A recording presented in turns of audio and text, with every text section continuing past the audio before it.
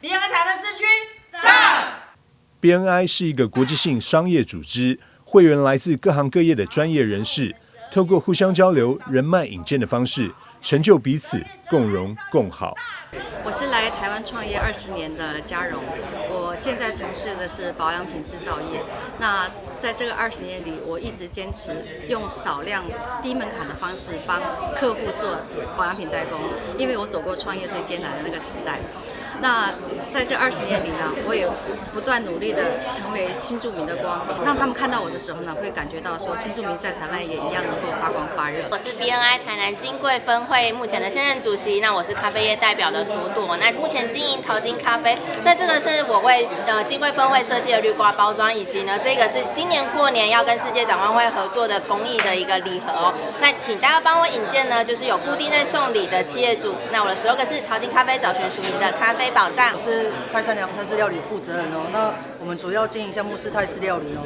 那因為餐廳的部分是只有在麻豆跟六甲，那為了跨越地區性的限制，所以我們從疫情之後就是多了便當這個項目。那主要代表客戶有台積電跟奇美醫院。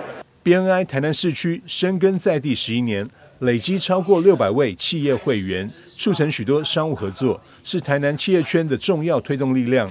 自2018年引進 INW 國際人脈交流日後，成功將台南企業連結全國與海外企業，吸引資金流動，促成跨界合作，成為南台灣年度指標級的商務交流盛會。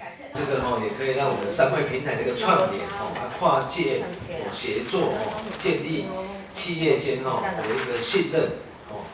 也期待為台南創造更具國際視野的商務生態。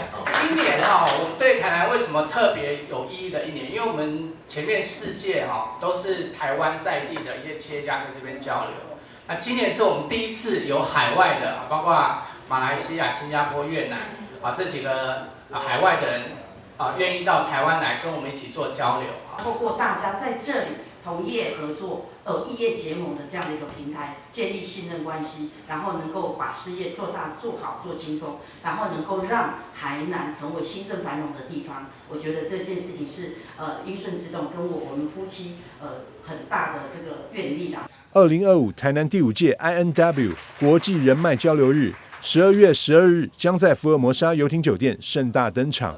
活動將提供跨界合作媒合、產業展示、商務引薦等內容，讓企業能在1天內達成高效拓展、深化人脈、實現合作的目標。